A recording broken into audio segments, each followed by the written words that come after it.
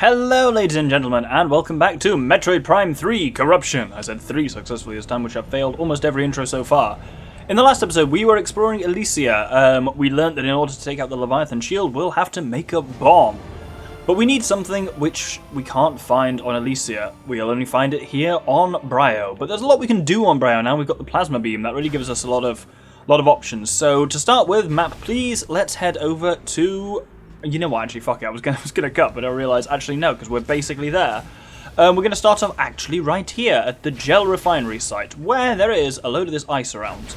And a load of this ice can now be melted. A couple of blasts of the plasma beam will melt most bits of ice. Want to melt that bit there, and this bit here. So we can now fit in here. Oh, there's a Reptilicus being a shit. We can now fit in this bit. If you use a Morph Ball Bomb there, as you saw, you ignite fuel gel and send yourself on a bit of an adventure. That didn't. Oh, that did work. Excellent. And yeah, there's a couple of orange doors we can now open as well. Now we've got the plasma beam, which is so much fun. I do like the plasma beam. As a person who, generally speaking, if you asked me to pick an element, fire would always be behind it. I really liked the plasma beam on Metroid Prime 1. So it just being your default, like, normal beam here, you'd have to switch to it. There are no disadvantages to using it over other beams. Oh, it's so good to have that ability. So we've been delivered up here, and there's some more ice. Oh. Balls. Can that door close again, please? Because that door is a scan that I want. Well, maybe I'll have to go through here. I guess we'll see one in a second. Here's a little Lorimatron. Boom, boom, boom. There we go, and we get one of our final few bits of Bryonian lore. We're nearly towards the end of that particular story here, but this one is called Prophecy. As time slowly passed, I grew old. Even the combined power of magic and science couldn't cheat death forever. In order to preserve Bryo's environment, I would need a successor. Finding one was a daunting task, for most of the folk saw me as a monster. Time passed quickly as I searched, and my efforts appeared to be in vain. Seemingly by chance, I found a young primal wandering in the wastelands and rescued her. But this was not a chance encounter. She was a prophetess, tirelessly searching for the last lord of science to speak to about her visions. In her dream, she saw a starborn death coming to Bryyo, and with her vision came a plea to save her world. Based on her information, I began working on improving the existing decontamination equipment to help prepare a defense for Bryyo against the inevitable catastrophe. That says eventual, not inevitable, but I think mine worked just as well. What I was looking for is this here. We can scan the orange door on Bryyo, which is quite nice. Which is, yeah, standard orange door, but apparently it's... Oh, bloody gel bugs are shooting me. Apparently, yeah, it's different on every single world, so... but that delivers us back to this kind of main hall here, which we're now above. Here, there is another advantage coming here. Not that lore isn't its own reward, but yes, we can rip these things down with the old... actually, to do that one, we can just get one here with the old grapple lasso, and then missile expansion, which is wonderful. Now, we need to head back to the main lift.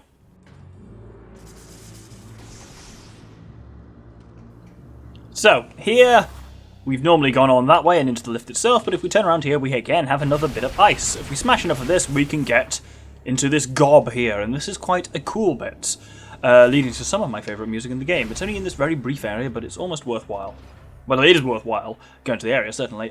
We got a lot of stuff here, though. We've got a ceremonial golem, which is deteriorated but still functional. A concussive blast may activate it. That means Morph Ball Bomb.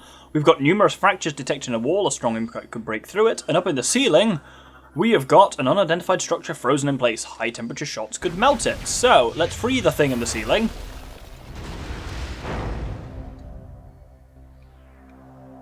So, we've freed some kind of battering ram, and indeed, if we scan it, suspended stone column can be swung from side to side, but it is too heavy to move alone.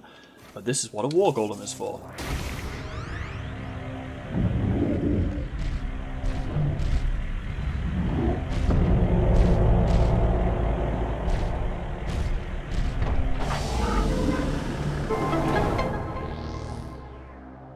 So weirdly that unlocks a spinner, which we can now use to rotate the room to our own designs. It's like the bottom of the forest temple. If we... Oh, shit, no. Oh. The forest temple, Ocarina of Time, that is. I want that to lock. Lock in place? There we go.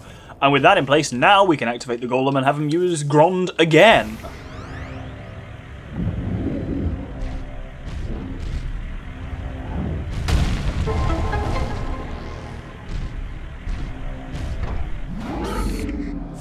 And now there's something rather strange through here. If we scan it, this is a teleportation pad. A unique energy signal detected. The pedestal is emitting a teleport signal. Approach pedestal to initiate teleport.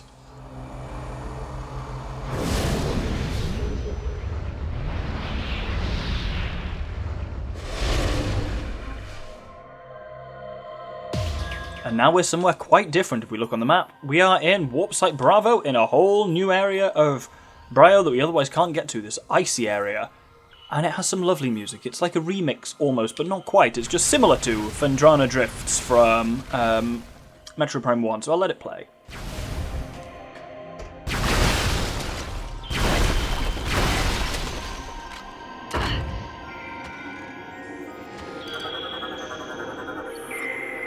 So there's lore here. I'll let the music play while I talk a bit louder than normal.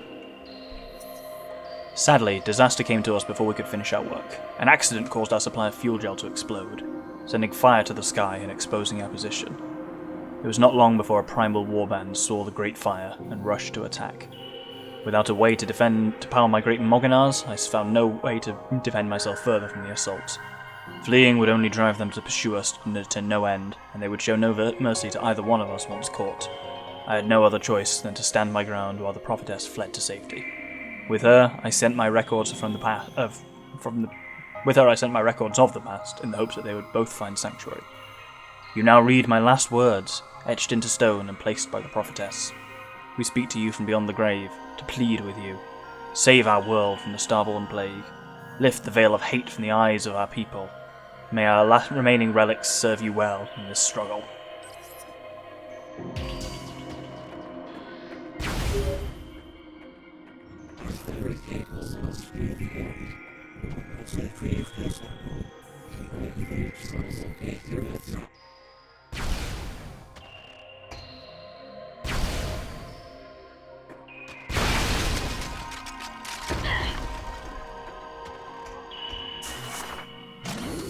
Oh, we don't actually need to use that spinner, that was a lie.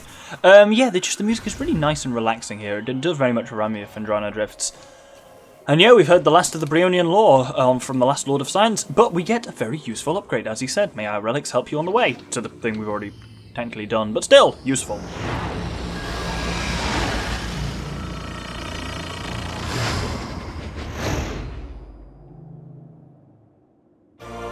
So we got the screw attack. You got this right at the end of Metroid Prime 2, but you get it pretty early on in this. Well, we're about halfway through this game, I suppose. But yeah, so now we can jump again, and we can screw attack. And this has a couple of useful features.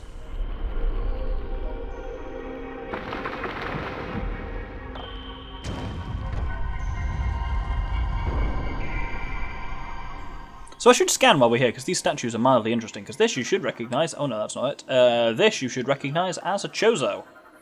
And indeed, this is... Oh shit, no, I wasn't pointing the right one. Yes, this is a Chozo. This is Dila, and the first Chozo gift of knowledge bestowed upon the Reptilicus. And this here is Nge, the first Reptilican emperor to receive the gift brought forth by the Chozo. And that's important. So far, all the data has been referred to as Bryonian, or Bryonian. This is the first time, though you may have seen it hinted, that it refers to them as Reptilicus. We've got something we can scan here now. We can activate it. This is a... What? But I've got the wall jump. I should... It's not an unknown thing. Oh, maybe do I have to actually activate it first? Well, yes, we can screw attack bouncing off and off this repeatedly, and you can just climb them that way. Basically, if you just make sure whenever you press them, just going A, A, A. You can just bounce up there indefinitely.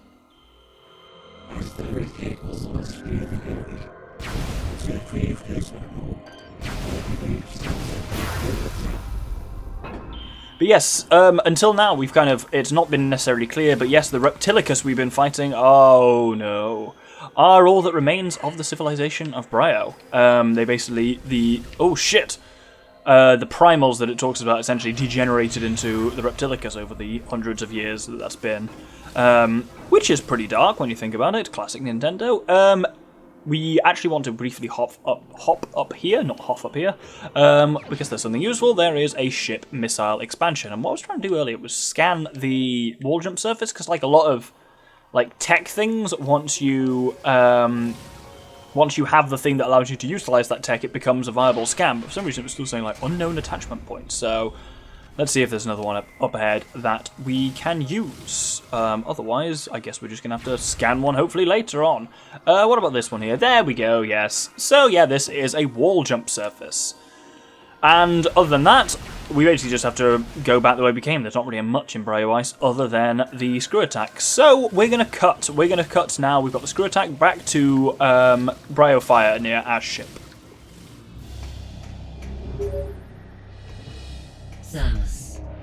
Samus, are you there? We have been trying to reach you. Is everything all right? There are some important new findings. A reconnaissance probe has discovered the location of the missing flagship Valhalla. As I am sure you are aware, this vessel was attacked by pirates 5 months ago. We request that you investigate the Valhalla for any information about the pirates and their master plan. We will upload the photos online. So, that opens up a side quest that I'm not going to do anything with until basically the end of the series. In case anyone's wondering, Valhalla is where our power cells are used that we've been gathering, but you pretty much can't explore it until you've gathered almost all of the power cells in the game. So I'm not really going to go there, but I'm going to show it off now at least, because yes, Valhalla was the ship that was attacked in the kind of prologue to the game, like before the beginning. It was where the pirates first attacked and uploaded the virus that's infected the Aurora units. So that's what that's about. Let's head back to the map and we'll have a look. So we can see now we've got this little glowing bit at the bottom in the Gaflar system, and this is indeed GFS Valhalla, but as I say, we won't be going there for a while. For now, we are actually heading back to Elysia, and we want to go to Landing Site A, where we were last time we were on Elysia. So here we now have a lot more exploration we can do with the help of the screw attack, and also we actually have a little bit of lore that I missed at the end of last episode because I was too excited. This little data bot here that we missed gives us one of the final bits of Elysian lore, which is called Alone. In the year 400 of Elysian reckoning, the time for our Chozo creators to leave had arrived. To us, they entrusted this station and its purpose. We were to stand vigil and watch over the station until the time when others seeking knowledge and enlightenment arrived. With their departure came one last request from the Chozo's searcher, to continue exploring the skies for the answers to the mysterious planet. We gave her our word and resumed her tireless search. Day after day we hunted for the answers she desperately sought, but our efforts yielded nothing. We failed. Oh, poor little sad robots. But yes, if we come through here now into the security station, we've now got this... what the hell? Can't turn right enough. My controller's being all funny. That's not me doing that. Oh, hopefully that won't be a problem. Yes, if we... Oh, there must have been a puffer there. If I shoot this, now you'll notice we are in... We saw this before, but this is what we need to advance. This... Oh, balls. This is another wall jump surface, which we are now capable of climbing with our newfound screw attack. And now we get to explore a new and spooky part of Elysia. It gets a bit different from here on in, really. That's all I can say about it. We've got a little pedestal here, which if we sit on it and activate the old hyperball,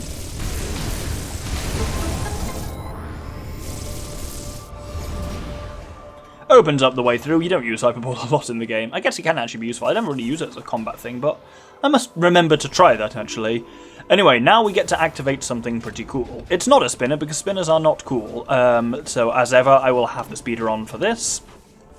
This is the cool thing. If we scan this, it says... Primary control system online. Access to tram granted. And this is cool as fuck.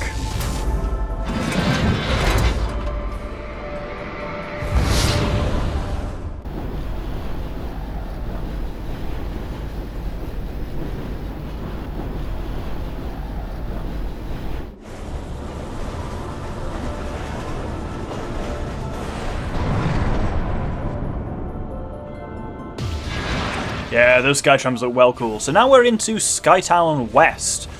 Who's here? Who do you think from seeing that little bastard flying around? But yes, this is an area that generally has quite a different feel, and that enemy that we saw is an indicator of one of the reasons why it has a bit of a different feel. It's racing along there, but...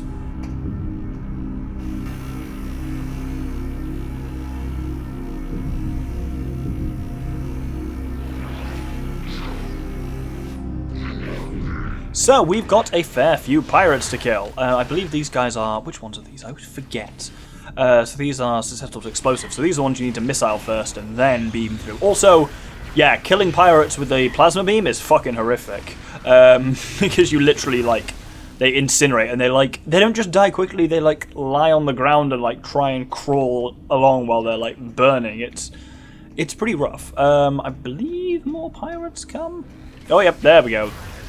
I always think like when they're in their armor, they look almost bird-like. They seem to redesign the pirates every game of the Prime ones. So he's gone hyper. So it's kind of hard to tell. Oh, balls.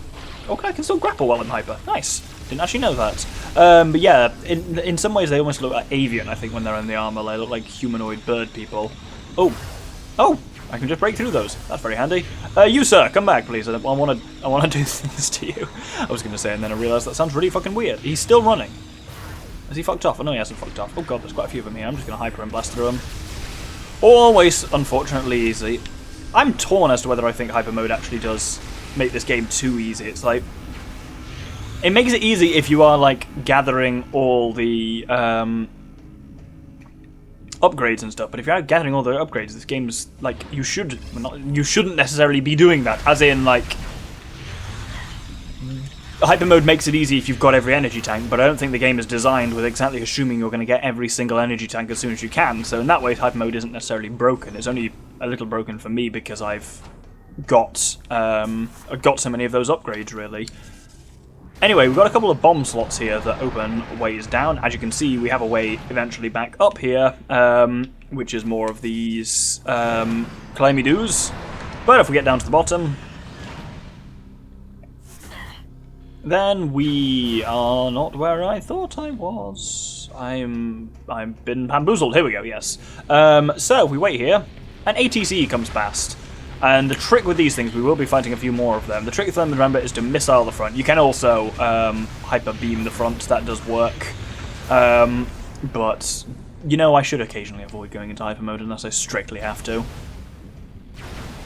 Anyway, here we get into a cool room. Well, not this exactly, but we're approaching a cool room. Oh, that's a pirate. I'm going to incinerate him. Ooh. See, look at that. I don't feel good about that. That's awful. 500 kills though, that's pretty sweet. So here we reach the Chozo Observatory. I'm glad I actually brought the scan visor up because it reminds me that these are a new enemy.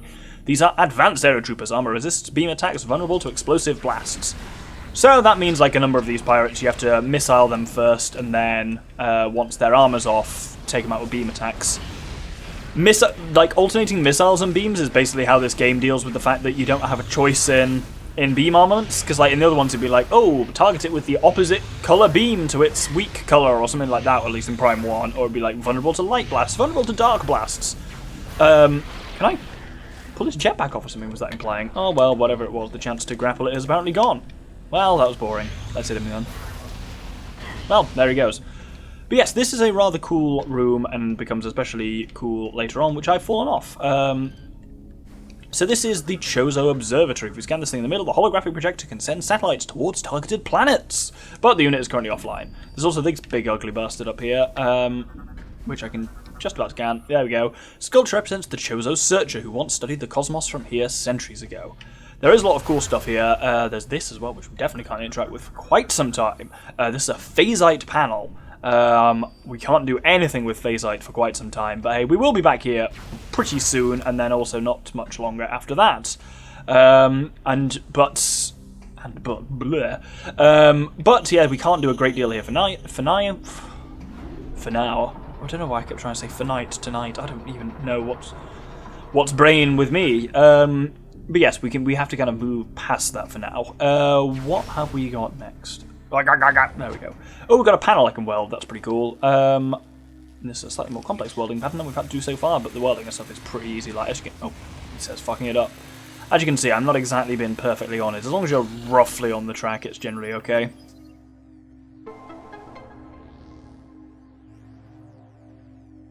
So, we are actually getting towards the end of the episode now, but... oh, we're going up. I always forget, like... oh, sorry, just needed a drink. Suddenly, you know, when you're just like... I always forget... and you... oh, jump mines, haven't seen them in a while. Yeah, and you suddenly realise that your brain's just like, water! And your throat instantly dries out. To the point where I can't remember what the fuck I was going to say, so I'm sure it wasn't very important. Here we go, see, there's a new enemy. These are swarm bots. This nimble flyer can break lock-on, generates pulse attacks. These are a slightly more irritating version of Phazon, what the fuck were they called? There we go. Phazon Night Barbs that we saw back on Bryyo. Here we can just cross by using the screw attack, so I guess we've not really used it so far to cover these huge distances. There's an ATC there that's going to take some shots at me, but I think it fucks off over there, so not my problem. Over on the other side, we've got just a brief thing to scan, not for any reason, but just because it looks cool. This is a gear system that was once part of a larger network that provided additional power to nearby pods. And at this cool steampunk endpoint, we will end the episode. So, thank you very much for watching. We have got the screw attack from Bryyo Ice, and ventured further into Elysia, into the East Skytown. Next episode, we're going to be exploring further here and trying to find another upgrade, another really fun upgrade that can help us make this bomb that we need to make to take out the Leviathan shield. Hope you'll join me then. Thank you very much, and good day.